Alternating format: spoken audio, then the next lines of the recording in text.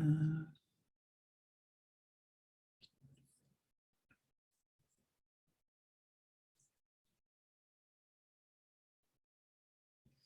so what are we looking at? We're looking at, again, Maimonides, Sheila Pikadon, which is the laws of, is it translated here? The laws of borrowing or entrusting an item, and chapter 1. How many chapters are in this thing? How many chapters are in this? There's a total of 8 chapters. So we have some still have ground to cover. We're only in chapter 1, section 5, but you got to start somewhere. Okay, so I'm going to read a little 5, and we'll see, like I mentioned before in the introduction, we'll see if we find this surprising or does this make sense. When a person borrows an article or an animal from a colleague without making any stipulation, the lender may require him to return it at any time. So I say, Vicky, can I please borrow your hammer? And you say, yes, I borrow the hammer. You call me up an hour later, you say, Menachem, can I have the hammer back? I say, well, I don't know. I didn't finish building. No, I have to return it because there was no stipulation. Okay, that makes sense. Because there was no condition set. Okay, fine. If he borrowed it for a set time, once he performs Mashicha with it, he acquires it. I call up Vicky. I say, Vicky, can I borrow your hammer for 30 days? Vicky says, yes. But it's not just a verbal commitment, like we see in later that verbal commitments, when it comes to the law, you need a tangible commitment, you need an active acquisition. So here he says, once I perform Mashicha, literally Mashicha means to pull the object. So I pulled the object, you gave me the hammer, I pulled it, I raised it, I lifted, I pulled it.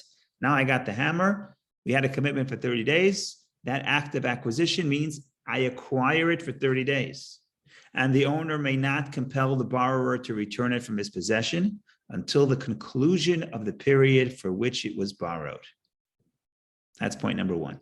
Indeed, even if the borrower dies, his heirs are entitled to continue using the borrowed article until the conclusion of the period for which it was lent out.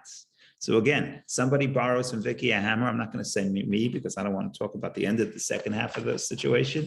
So somebody borrows a hammer from Vicky. He says, Vicky, can I borrow your hammer for 30 days? You say yes. He makes Mashicha. He acquires it. He pulls it. 10 days in, he's dead. Vicky says, oh, I never let the children have it. I never let the heirs have it. He's my friend. I gave it to him. No, the estate, the children, the heirs keep it until the time of the borrowing is up.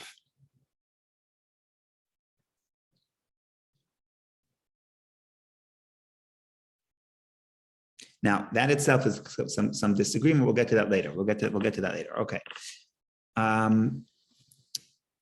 Now, Maimonides, it seems to me that Maimonides feels like he has to explain. Like, I borrowed, you're the owner. I'm just a borrower. I never gave it, I never even paid for it. Why is it that just because you committed to give it to me for 30 days, you can't get it back? So Maimonides has a full paragraph here to explain this concept. Okay. And basically what he's going to say is the idea that I get something that is yours without paying, that's an established fact, right? Because, for example, you can give me a gift. And if you give me a gift, you gift something to me, it becomes mine. You can never revoke you can never turn the wheel back. So just like there's a concept of a sale, which is permanent, and then there's renting, which is for a certain period of time. There's also the idea of a gift that's permanent, and then a gift that is temporary. And just like you can't change the rent and the sale, you can't change the gift and the borrowing. That's what he says here. What I think he's saying is that a gift, that a renting is like when you lend it to me and I borrow it from you, it's like a gift for a certain period of time. And just like we all understand that if you gift something to me and I make a formal act of acquisition and it becomes mine, you can't say, oh, I'm sorry, I want it back. It doesn't work that way. A gift is a complete transfer of ownership. So the same way that a gift is a complete transfer of ownership. The borrowing is a temporary transfer of ownership. Just like the relationship between a sale and renting is the fact that it becomes the recipients, the purchaser or the renter, that is the same. The renter owns it. It's just for a certain period of time. That same relationship is between the gift and the loan. And that's what he's going to say. So let's read it. Let's see if he does it. Let's see how he says it. You'll hear it in first person. You don't have to hear it from me. So here we go. This concept can be appreciated by logical deduction. A purchaser acquires the body of the article he purchases forever in return for the money he gave, right? If I want to buy a hammer from you, I pay you money and I get it, the object, forever in return for the money. The recipient of a present acquires the body of the article he receives forever, although he did not give anything. In other words, if I buy something from you or you gift it to me, it makes no difference about how much money I paid to my status as an owner, right? The person who if you gift something to me, it becomes mine just as if I bought it. It makes no difference. The ownership is the same. Similarly, a renter acquires the body of an article for the sake of deriving benefit from it for a limited time in return for money he gave. What is a renter? A renter is I get the use for a certain period of time. And for money. And a borrower acquires the body of an article for the sake of deriving benefit for it for a limited time without giving anything. So just because I didn't give you money, it doesn't mean I have any less rights. Just like the purchaser doesn't have any more rights than the person who received something as a gift. If you gift it to me or I buy it from you, I own it the same way. So too, if I rent it from you, in other words, I gave you money, or you gifted it to me for a certain period of time, which is a loan, I still have that right to use it for that period of time, and you can't revoke it. You can't revoke your permission. You can't ask it back. So let's go back for a second. So we're saying, similarly, a renter acquires the body of an article for the sake of deriving benefit from it for a limited time in return for the money he gave. And a borrower acquires the body of an article for the sake of deriving benefit from it for a limited time without giving anything. Thus, just as the giver of a present resembles a seller in that he cannot retract his gift forever, so too, a person who lends an article resembles one who hires it out in that he cannot retract it in the midst of the term of the agreement. So that's what we're saying here. We're saying just like a person receiving a gift is just like a purchaser, so too the borrower is just like the renter. And therefore, the first clause of this paragraph was, if there's no set time, I can get you, the owner can get it back whenever they want. But if I did borrow for a set time, I said, can I borrow it for 30 days? Then it's just like I said, can I rent it for 30 days? And you cannot get it back from me before the time concluded. So that is the first two paragraphs of number 5.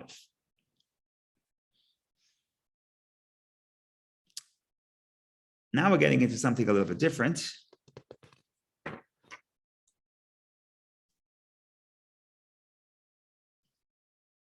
Let's leave that for a second. But so far, so good. Everybody, you like this? You don't like this? We're not done yet. We're going to go back and talk about. So far, we said if I borrowed it for a period of time. Later on, we're going to talk about if I borrow it for a project. So it gets more interesting. But go ahead. Go ahead, Vicky.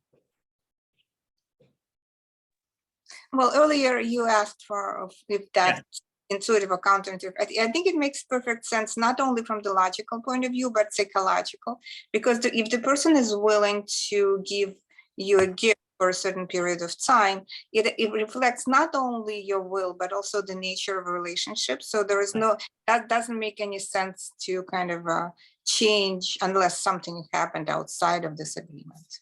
Right. So you're right, but I have to then go back and think about the concept of giving a gift, of loaning somebody something to somebody, because to me, what's intuitive is I don't mind to lend it to you because I can always get it back whenever I want. So once I learn this, I have to be careful. If you say, can I borrow your hammer? I have to think about this and say, do I need it? How long do you want it for?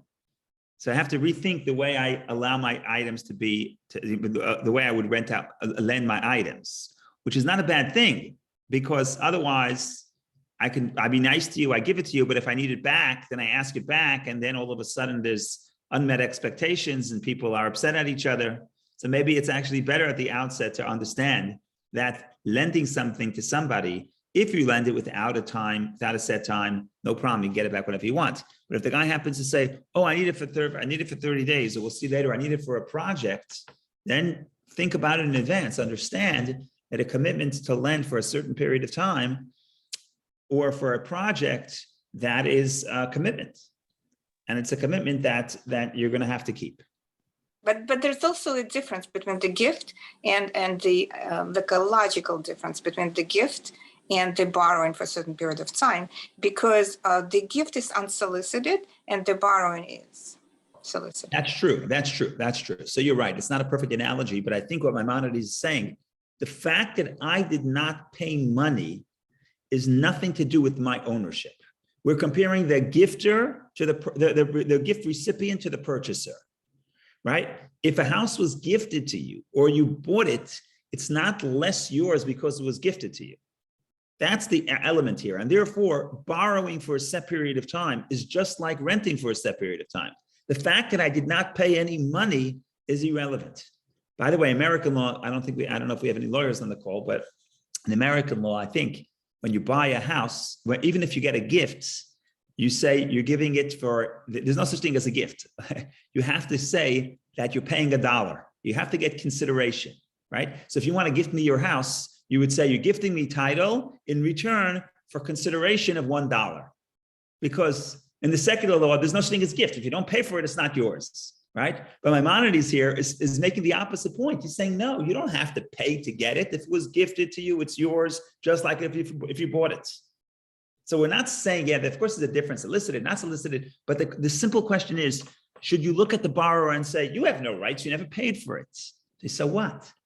The fact I didn't pay for it doesn't make it any less mine for a set period of time, just like the fact that a house was gifted to me doesn't make it any less mine because I didn't pay for it, because that's not the criteria. The criteria is not the payment.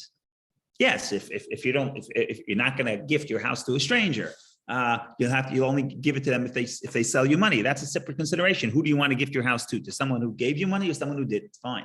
But the idea that if you decide to give somebody something that you cannot affect the transfer because he didn't pay, no, that doesn't mean anything. That we don't look at the world that way.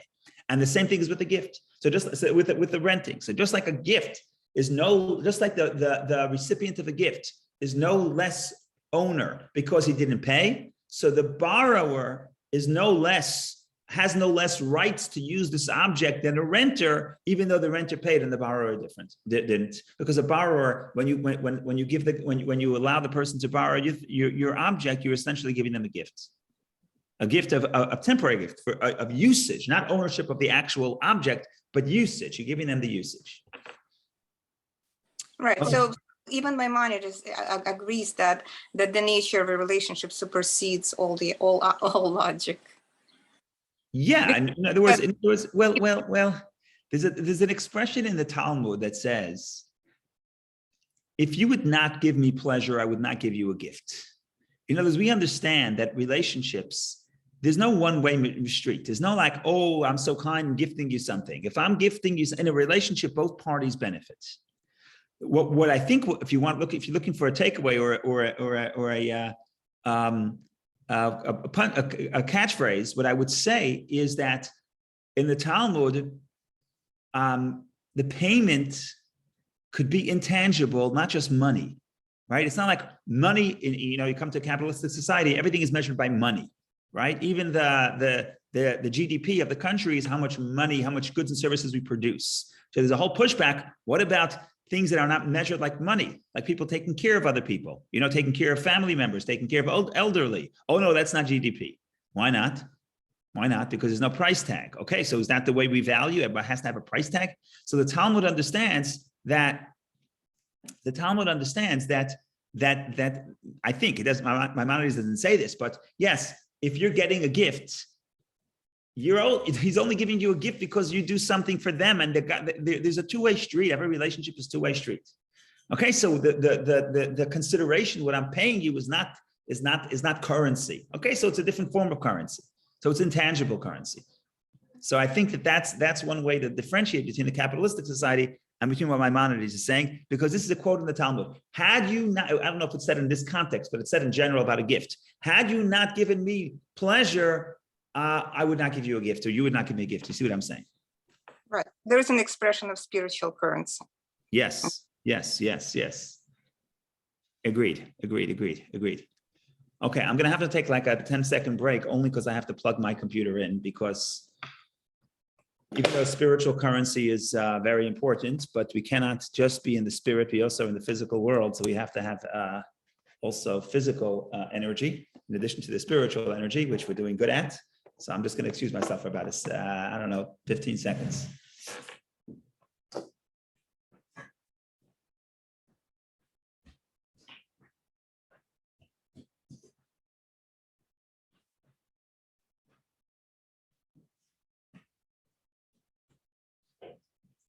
Okay, now we get to the next section, and it's a little bit strange because I wouldn't even think that it really fits here, but I'm sure it does, but whatever. I wouldn't, you have to think, wait, how come this is not reading? 1 second. Let's see what's going on over here. Second, I apologize.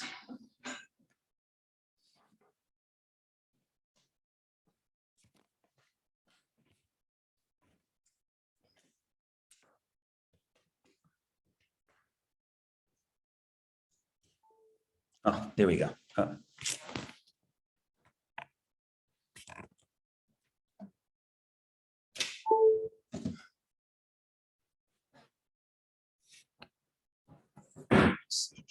Sit here.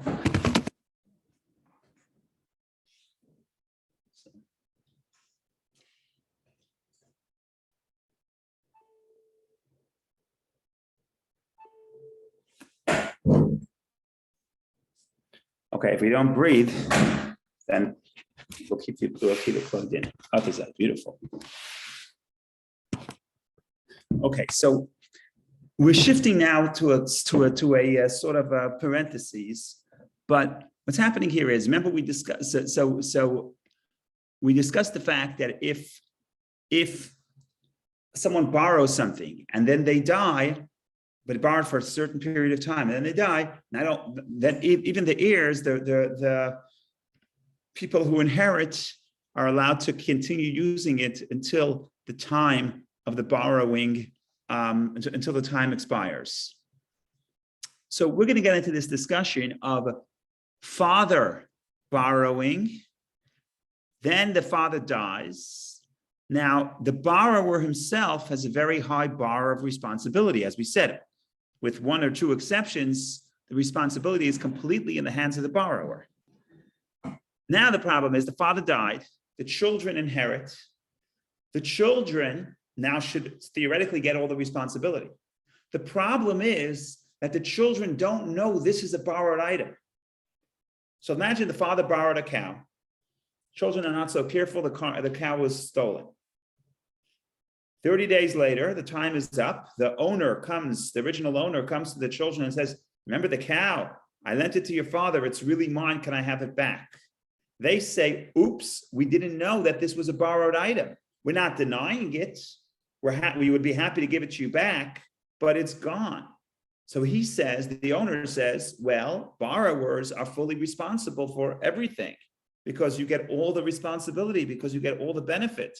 But they say, yes, that's true, but we didn't know it was borrowed. So if we didn't know it was borrowed, had we known it was borrowed, we would be more careful, but we didn't know. So now it becomes interesting. So now it becomes, there's two scenarios. One scenario is we didn't know and it was stolen or something happened beyond our control. Another scenario is what happens if they themselves went and slaughtered the animal to make a 4th of July barbecue? Okay, then that guy shows up and says, give me the money. We say, oops, we don't have any cash. We figure the cow looks nice. We'll slaughter it. We'll eat it. We'll have a 4th of July barbecue. We don't have any cash to pay you. So he says, yeah, but you have to pay me back. It's a borrowed item. You have all the responsibilities. Saying I didn't know is not enough. But they say, well, we didn't borrow it from you. If we didn't borrow it from you, we had no idea. Had we known, we would be more careful. We wouldn't eat it. We would go to our neighbors and eat hot dogs. We wouldn't do the fresh steak.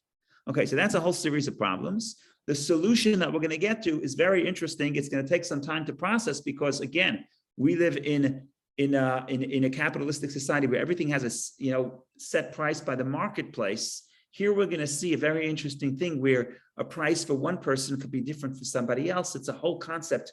I'm going to present it, and I'll be curious to hear what you think about this concept. So I'm going to share the screen. We're going to go to the 3rd paragraph in 5. Here we go. When a father leaves his sons a cow that he had borrowed and it dies. Okay, so the father borrows a cow and then the father dies. And we said the cow goes to the son because till the time of the period, in other words, the period that he borrowed it for, till that time is up. They are not liable for the loss its owner suffers.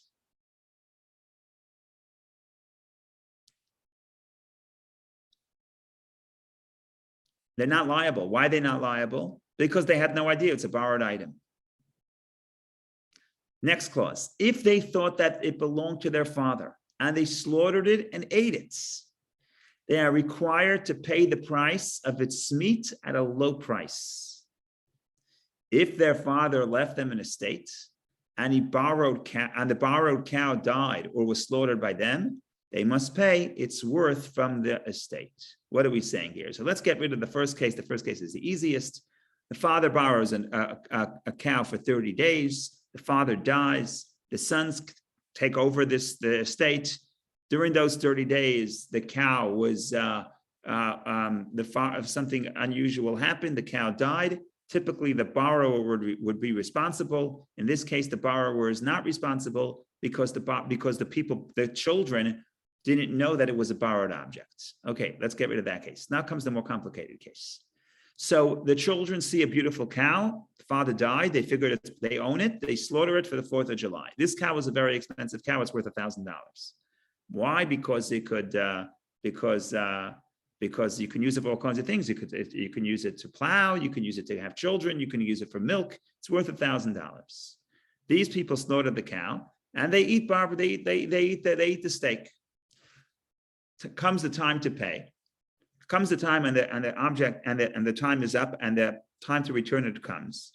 Now, what are they going to say? They can't say we didn't know it was borrowed because there is a concept that if you benefit, you have to pay. But how much do you have to pay? Only as much as you benefit, not how much it's worth. Okay, you following? If I benefit, I have to pay. How much do I pay? Not how much it's worth. I pay only how much I benefit. Where does this concept come from? So let's go to a completely different subject, and then we'll come back to here. So where this originally comes from is the case of an animal walking in the street.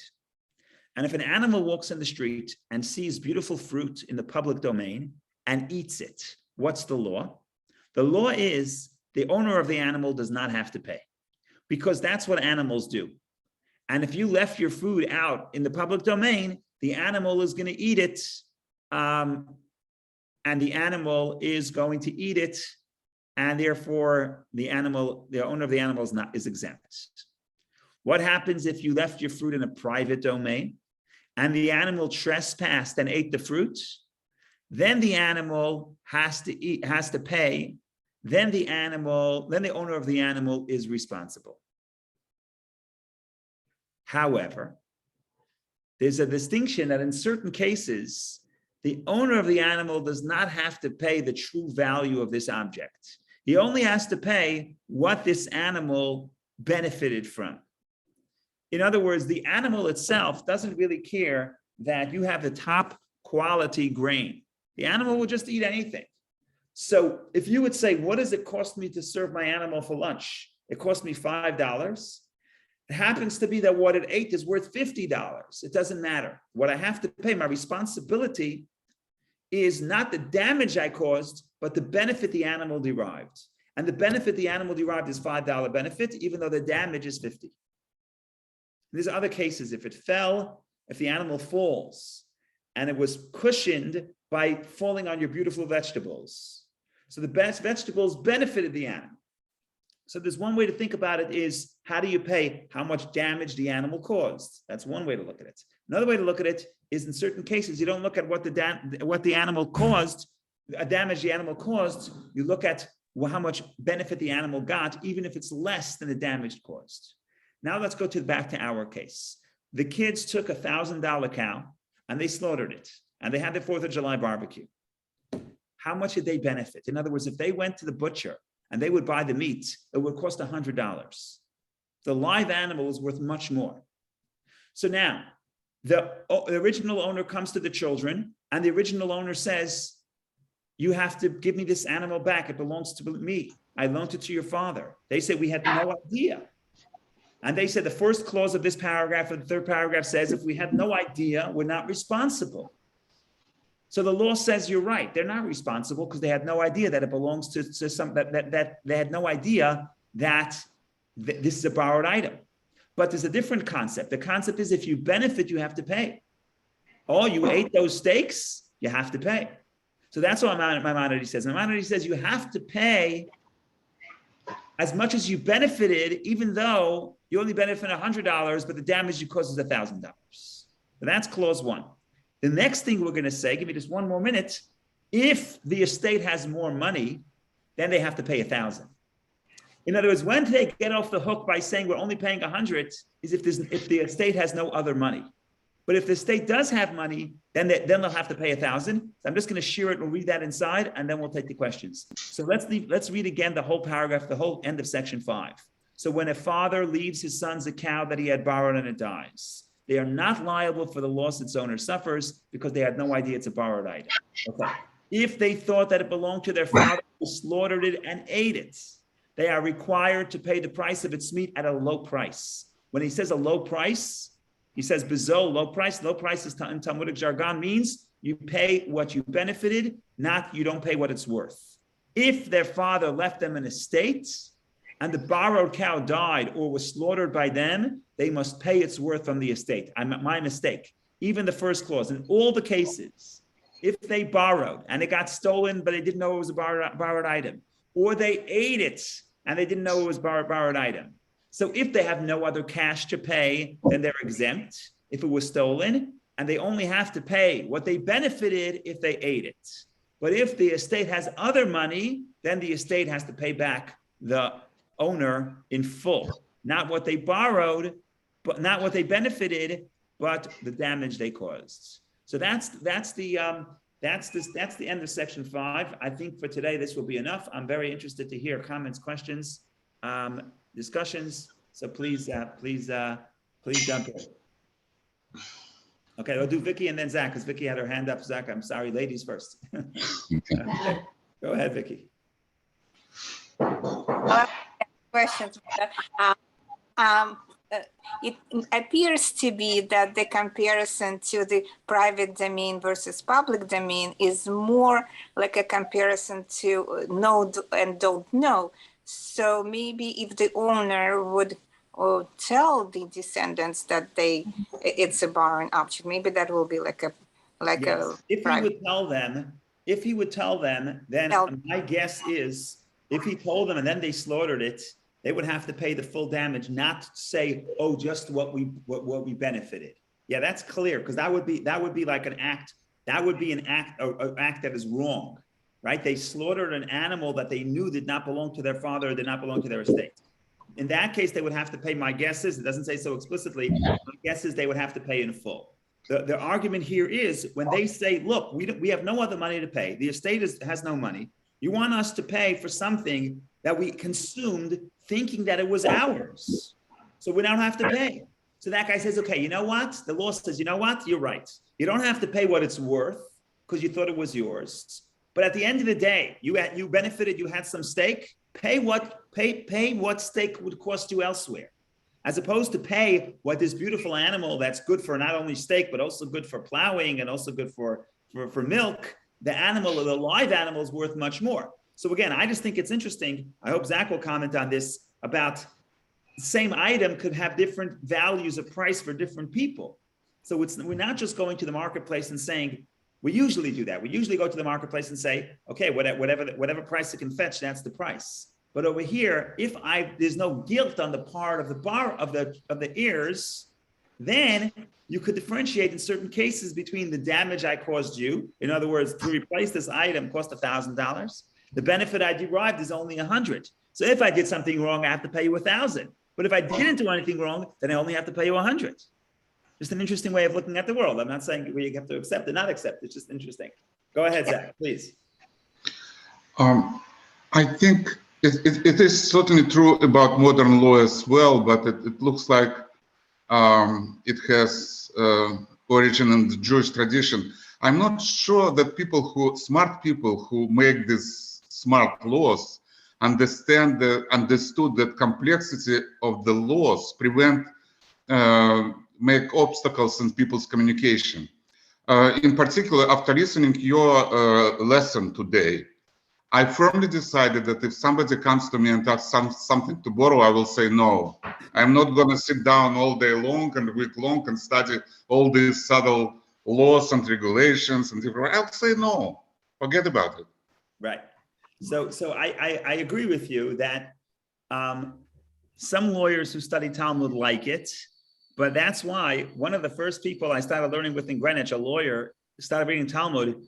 Every time I opened my mouth and every line we learned, he would get more and more frustrated. Because the way he explained to me, the purpose of the law is to simplify, right? The people should know what to expect. But the Talmud seems to be saying, let's do what's right in every scenario. So it's nice, but you're clearly not helping in the simplification of making things predictable. And I years ago, this is 16 years ago, I accepted that critique and I understand it. And I see the value of simplicity, but I also see the value of complexity. So you're right, there's always going to be a trade-in. Regarding personal advice, but don't act upon this before you speak to your lawyer. But personal advice, if someone ever comes to you and says, can I borrow your item? And you want to be simple and you don't want to say, oh, what did Maimonides say? You want to be simple. So this is simple advice. Say, I'm giving it to you, but I can get it back whenever I want. That's all. Now you're still not going to solve all your problems because if somebody but then he dies and leaves to his son and the son if someone dies, that I can protect you. If someone dies, if you loan something to somebody and the guy dies, I don't know. You have to take out a life insurance policy against the guy. I don't know. Yeah. So yeah, it's. But I agree. I agree that you can't have it both ways. You can't get a system that is across the board, easy to predict, and manages people's expectations. Plus, that's one. You can err to that side, or you can err to the side of let's look at every case and see these poor heirs, these poor children who slaughtered an animal. They have no other money. They didn't know that it didn't belong to their father, right? Are we going to bill them the full $1,000? They would never have slaughtered this animal had they known that it's worth $1,000 and it doesn't belong to them. So you can look for a system that sees simplicity. In other words, looks for a predictability and not I want to say simple, but I mean not complex. That's fine. That's good. I mean that's. All systems of law, not Jewish law, but many secular systems of law claim to do that. In reality, they don't do that, okay? My little experience with the law tells me that it's not predictable. I was involved in a case with my friend. They went to 3 different law firms. They all said the other side has 0 case, okay? It took 3 years. My friend lost the first time around, lost 2 years of what he was trying to do, and only 1 on appeal. Okay, most people don't have the money. Most people don't have the time. The bottom line is, but 3 people say there's no chance that the other side will get what they want to get. So all systems of law claim to be looking for simplicity. They probably are not that good at it over the years because the law becomes more and more complex with every year that passes because of the case law. But I think Jewish law at least is upfront, and they say, yeah, we're going to sacrifice some of that clarity to try to put ourselves in the shoes of each party and say, what's right here? Should we bill these poor orphans who didn't know that it didn't belong to them? So I agree that there's a trade-off. I agree with that. I'm not disagreeing. I'm not disagreeing with that. And there is another point Zina is making, that it gives advantage to a person who knows all the subtleties of the law in life. So we'll be screwed if we borrow or if we give somebody to borrow, because if that person studied Talmud and and know all these different things, then he'll get out of it easy. Yeah, you're and probably it gives right. an advantage. It gives an Probably right. advantage.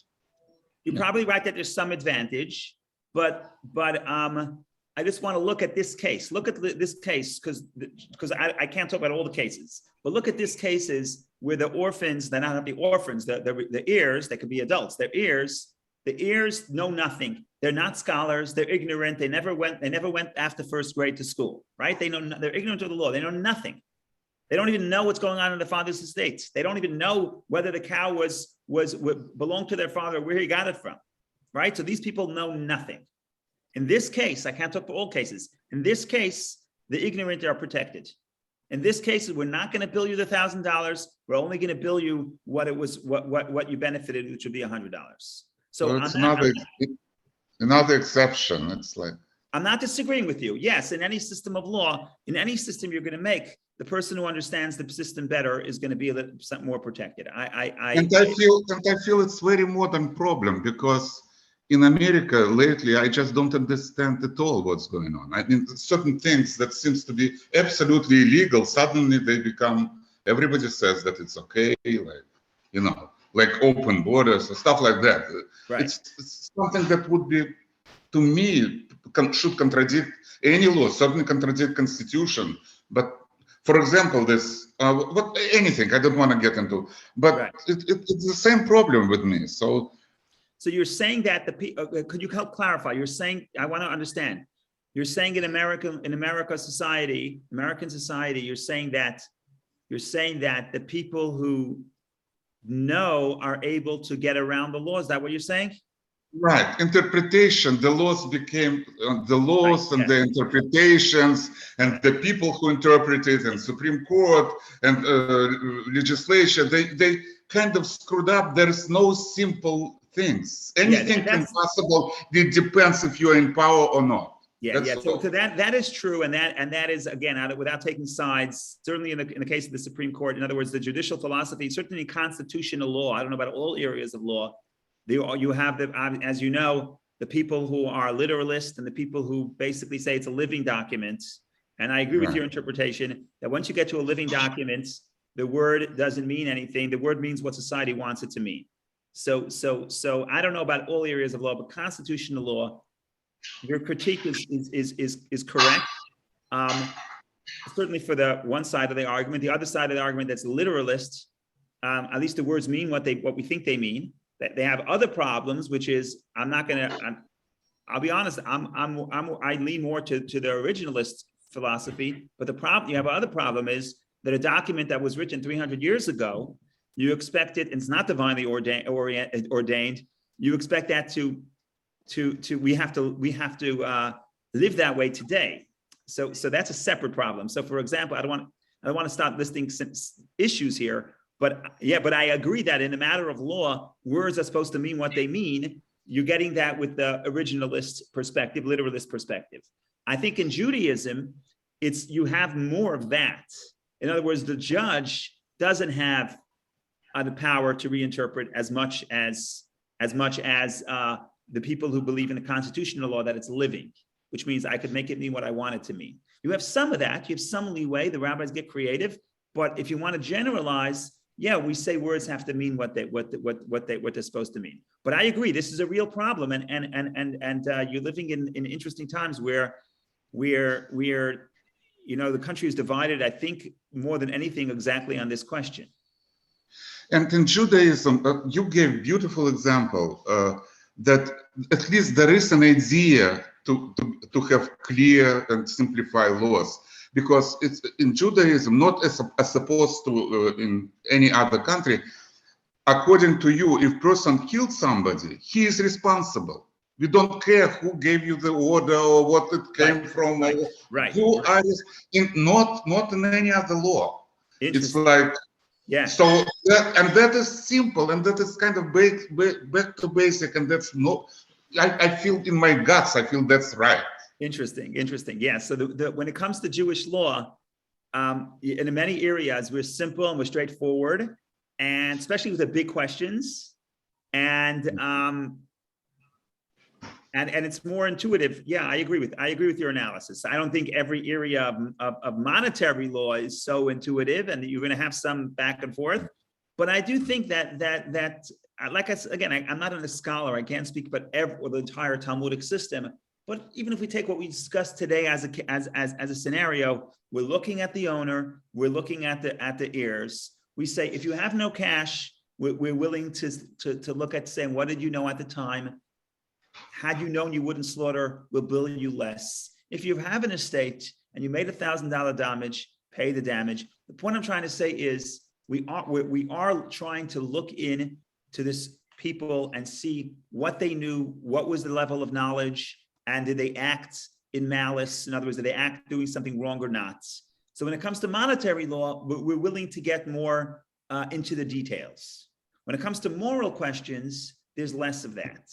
And especially the example you said, where there's no agent to sin, you can't say the guy hired me to sin, and therefore I can kill, and therefore, on the other side of that is in America, it's interesting that people sitting in life in prison because when they were 18, they were the driver of a car of a robbery that ended up becoming because somebody was killed. They didn't even know the guy was armed, whatever the case is. You get to the absurds where you could put someone, a conspiracy to commit murder is the same as committing murder. Right. And the definition of conspiracy is, again, like you say, could be broad, right? So I didn't know, I just thought I'm driving you because you're going to buy Coca-Cola. Turns out you went to do a robbery. Turns out in that robbery, somebody got killed. So the driver now is conspiracy, or even more than conspiracy. The driver is part of this crime and would be prosecuted in the same way, right? So yeah, you're in some ways the Torah law is much more simple and straightforward. But I think it's definitely true that in monetary law we're willing to get into the details and analyze each case by its merits, and we're going to pay a certain price. And the best case example is what we discussed, your ongoing discussion about the guy giving up hope. You got to sit down you're sitting on your couch. When did the guy give up hope for how many tomatoes? There's no system of law that would do that. You're just going to give a general rule. We want to say, what did you think when you figured out and you computed how much you're going to have to work for how much benefit? No system of law is doing that. But when it comes to monetary law, we're willing to, we take the time, let's get in, let's do it. And I accept the critique that there's going to be a certain unpredictability. I just coming back from the other way around, seeing what I've seen, I say, yeah, the systems of law that claim to be so predictable are not as predictable as they may have meant out to be. So it makes sense to, so it's a little bit more complex than that. But I agree. Yeah, good discussion. Thank you. Thanks. Thank you, Rabbi. Can I ask you like a little bit more like a general question about comparing because this case is also a very good example to compare the secular law and the Jewish law. And because we have more freedom here, because I think Jewish law is trying to keep people out of courtroom, and the secular law is more like a courtroom oriented. So that's why there are so many nuances in the Jewish law we can afford to think about and analyze from the moral perspective. So you correct me if I'm wrong, but I have an impression that law that we discussed today is more geared towards keep the people out of courtroom. Yeah, I think part because of it's decided between people without having to go to court. Right. I have to think about that. But what you did tell me, and this is to your point and to Zach's point, and this is what we were discussing in the JLI. the purpose of the law is not only to clarify who gets the $5. Purpose of the law is to get people thinking about these questions. Right. So Zach says, yeah, the person who can afford to go to school will have certain advantages. Yes, but in Jewish law, in Jewish society, the value of study was such an important value. And people who, I never had any cows to borrow. I'm still going to come home after a long day in the field and study this law, because if the purpose of the law is just to create a functioning society, there may be easier ways to do it. But the purpose of the law is to create a relatively functioning society. But it's more than that. It's also to get people to think about the values and what is right and what is wrong. So we're not going to divide the law department from the philosophy department and from the ethics departments. That's what you get in a modern university. In Jewish law is the philosophy department and it's the ethics department, and the legal department, all rolled into one. Now we understand why the most important mitzvah in the Torah is study of Torah. Beautiful. You said it so beautifully, and I'm glad it's recorded. Thank you. Okay, beautiful. Okay, wonderful day, everybody. There's a lot to do. So I'm so glad we were able to get together, and we'll meet each other in good health. Hopefully, studying Torah together for many good, healthy years. Thank you. I mean, thank you. Thank you. Bye-bye. Thank you, Zach. Be well.